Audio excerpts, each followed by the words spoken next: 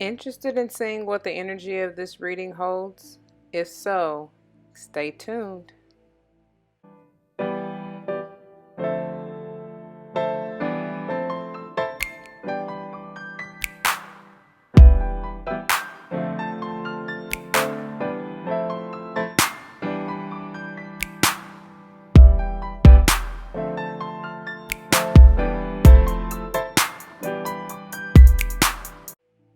Welcome back to D's Divine Tarot.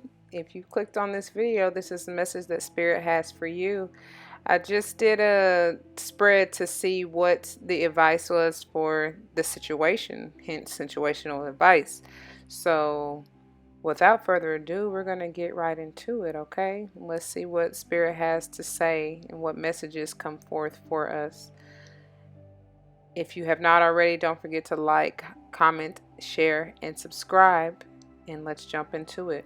So first and foremost, dealing with the World Peace deck, we see that we have the Four of Wands, the Seven of Cups, the Knave of Cups, and the Queen of Wands. And so I see this as a lot of us are celebrating. We're celebrating, the choices that we have made, right? About whatever that is for you, whether that's with a relationship, a family ship, situationship. Y'all know I always say that. Or whether it's with a job. With the cups on the table, I feel more so than anything, this is more emotional, right? Which still something with a job can have some emotional value for some, especially if you're all about that bag. You ain't thinking about being in a relationship or partnership or whatever whatsoever. So, take it how it resonates. But I do think it's more of a relationship with a certain individual, and this could be another water sign. Cancer, Pisces, Scorpio, or it definitely can be a fire sign, Leo, Aries, Sagittarius. It's a new love, whatever it is, with whoever it is. It's like a new opportunity, kind of young puppy love. And even though the Queen of Wands is on the table, for those of you, it doesn't matter if you're male or female. Remember, it's just the energy, okay? So that's sexual, seductive, fiery, gorgeous energy. But it's a celebration, and as you see, this is a balanced relationship with the Six of Pentacles, equal give and take, equal reciprocity. Okay, now some of you may be feeling like one or the other is deceitful with that Seven of Swords energy and is causing some anxiety for somebody. You're not sure, maybe because of the options maybe eluding you with that Seven of Cups. That is likely, and it's keeping you in this indecisive type of energy. This is also could be that self-sabotaging energy, but it's like, what do you have to worry about? Like, you got the Three of Wands on the table. That's celebration, waiting for your ship to come in. So the divine is telling you to take a risk. Be adventurous, be spontaneous, go for it. And just see the truth, And with some of you maybe need to speak your truth. And with these three coming out, this is definitely different energies and different individuals. So you got the Queen of Pentacles, the Queen of Swords, as well as the King of Swords. Now, with these energies coming out like they do, it's like if either one of you is the Queen of Swords and the other one is the King of Swords. But either way, those two together are like a bomb waiting to explode, because both of you feel like you're right. And it's like, no, just kind of come to a grounding point with the Queen of Pentacles and be balanced, right? So then we move into the Rumi Oracle, and we have first and foremost the one. So this is the one. Like, you're the one for them and they're the one for you, if this has to do with a relationship. If it is a job, it is the one, right? But this is like, I see this as coming together with that sixth energy. It's definitely coming together in balance and harmony and love, right? We definitely saw the Six of Pentacles, which is double confirmation with the sixes. But it's like bringing that energy, the divine feminine and masculine energies together as one. And then with resplendent and grace, again, another six. It's like triple confirmation. So this always to me is like the heart type of energy anyway, and it's like the infinite divine love coming in to fulfill you, pouring the grace and mercy, everlasting love all over you and through you, but opening up your heart to receive that, right? From whether it's from the divine or from this particular individual, you have to be open and ready and to receive. And they're definitely telling me that that's what it is, because they're just a clicking in my ear. So thank you, Spirit, for that message. And then here we have, and I generally don't take these in reverse, but there's a reason for everything, I do believe. But it's like the right, you're not really seeing it. You're not making the right choice, whatever decision that you have made. And that's likely why you had that Seven of Swords and that Eight of Swords coming out in the bottom of the World Peace deck, is because you're creating this undue anxiety because you're all confused. It's like, this is what it is. You got the Lover and the Beloved here. And then with the right choice being a 29, like that's potential to be an 11. So it's like, this is the right choice. Like, this is the divine spiritual awakening. You putting you on your divine path. So go for it. And again, with the 35 and the Lover and the Beloved, this is eternal. So definitely this is the right choice. And if you haven't made the decision yet, go for it. We saw the Fool earlier, so it's like, what are you waiting for? Just take the leap of faith. Jump. Take the risk. Be spontaneous. Do something different for a change. Don't always do what, because if you always do what you've always done, you're going to be what you've always been, and you're trying to grow and change, right? So do something different. So clarifying that with the Goddess Tarot, we have balance. And as I said before, Spirit is definitely asking you that you have to be balanced, right? Stable, grounded in order to truly make that right choice. And so taking a look at the bottom of the deck, we have the Cloak of Christ. And this is all about being reborn, right? This is stable energy, grounded energy with that 4. So I love to see that. And they're telling you, look, again, yet another 4. Arise, come out of your shadows. Don't be afraid. Come into the light. Because if you get out of that fear, look what you have. In divine order, going from the 4 to the 5. Transform up out of that fear, and you have beauty beyond that. Look at that. Embrace the passion within your heart. Go with your heart. That's the Spirit trying to talk to you. Go with the flow, right? Don't fight it. Look at the eternal love that you have when you do that. And you have to move with love and light. Everything will be all right, truly. And look what we have at the bottom of the Goddess Tarot, because you have the strength. You have the strength. Just make the decision. Look at that. It's going to be balanced. It's going to be equal. Justice is on your side. So don't worry. Have no fear. That's beautiful. Thank you, Goddess Athena. Gorgeous. And then look at that. The Queen of Pentacles yet again. This is what they're asking you to be: grounded, stable, secure. Be in that Queen of Pentacles energy. Beautiful. And that's confirmation. Look at that. We got the 11 for the strength, and then we got the 11 in that right choice. So you have the strength to make the right decision, like I said, and it's going to take balance. You see that again. I see Temperance and Libra energy right there. And then look at that confirmation. What else do you need them to show you? You understand what I'm saying? This is divine. They're showing you right here. This is all the signs that you need. And then we have the 8 in the Lover and the Beloved, and the 8 in the Justice, which is double confirmation. So 11, 88. And look at there. See the truth. See things for what they truly are. That's also renewed mind. So then we go into confirmation or clarity for the balance. And we get the 9 of Wands and the Knight of Cups. So it's like, maybe some of you have given up and like thrown in the towel or surrendered to this particular relationship or individual because you thought maybe they're a player. I don't know. Or they brought you an empty cup before.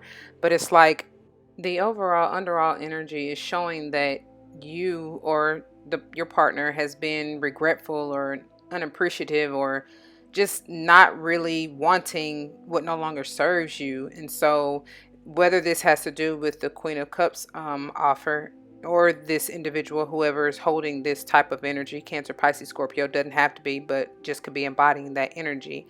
It may have to do with you being hurt in the past, feeling that sense of loss or heartbreak.